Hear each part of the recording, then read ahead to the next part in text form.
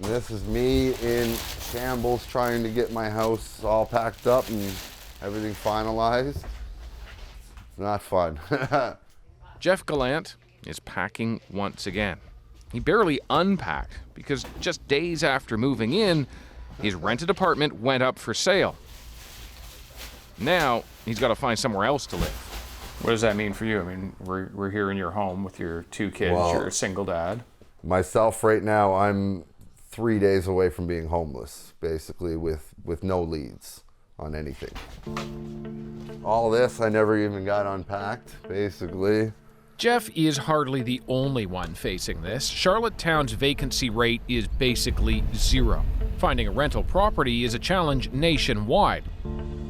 Last year, 37,000 new apartments were built, but demand increased by 50,000.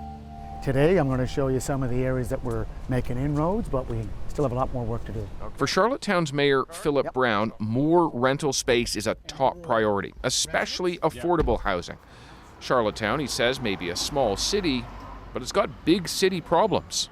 We need more public spending from the provincial and federal governments to provide or up the supply of affordable and accessible housing in Charlottetown and area. So here's the project. Okay.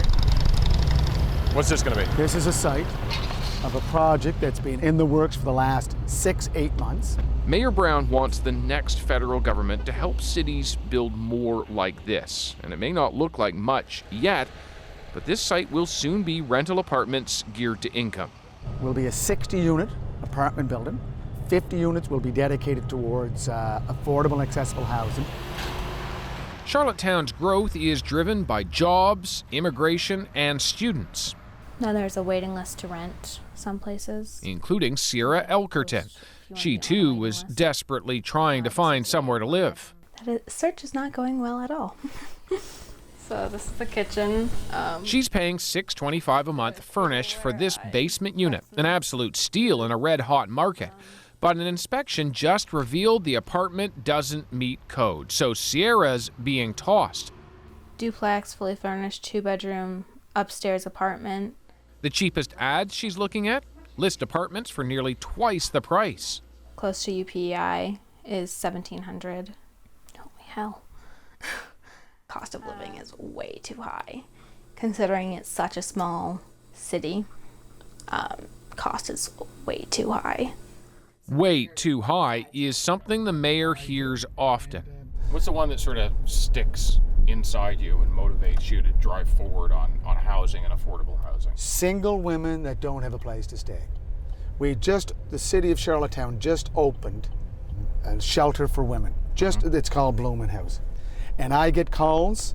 This past week I received 2. I actually received one visit to the office from a woman who's living in her car out in Walmart, in the Walmart parking lot, and another woman that's been in Blooming House now for almost a month, and she needs a place to live. Come right in. What, it's not even locked? No. Mayor Brown acknowledges short-term rentals like this tourist apartment listed on Airbnb make housing even more limited. That's not the only issue. We have other. But he doesn't believe this alone is the source of the problem. Ultimately, he wants the feds, under whichever party, to use the big wallet they have to help build more affordable housing. The federal and provincial government must get back into providing more public housing. Who's got the big jumps? These are big issues for big politicians, but they have consequences for people like Jeff, who worries he'll have to couch surf while his kids go to live full-time with their mother. A cost to him that has nothing to do with money. Basically, they'll have to come visit me at my mom's house, where they won't be able to stay the night. I love my kids, and I want to be in their lives, so it's heartbreaking.